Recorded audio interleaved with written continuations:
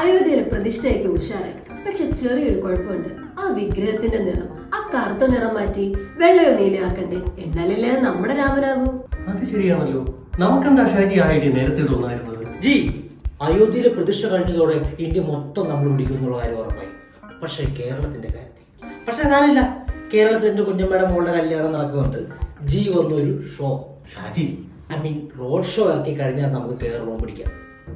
അത് നമുക്ക് ആലോചിക്കാവുന്നതാണ്, നമുക്ക് പരിഗണിക്കാം. ജി നമസ്തേ, എൻ്റെ പേര് രാമകൃഷ്ണൻ. ഞാൻ അയോധ്യ എന്നാണ് വരുന്നത്. എൻ്റെ ജീവിതാഭിലാഷമായിരുന്നു രാമക്ഷേത്രം പണിയാമെന്നത്. നന്ദിയുണ്ട് ജി.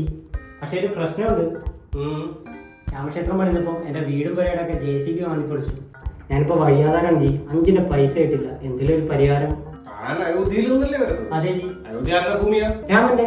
രാമന്റെ ഭൂമിയിൽ താഴത്തിനാണ് ഒരു വീട് വെച്ചത്. ജി 500 കൊല്ലം പഴക്കമുള്ള അമ്മരെ പള്ളി പൊളിച്ചിട്ടൊന്നും കൊടുത്തില്ല. പിന്നെയാണ് നിന്റെ വീടും കൂടി അറിയപ്പെടാ. ജി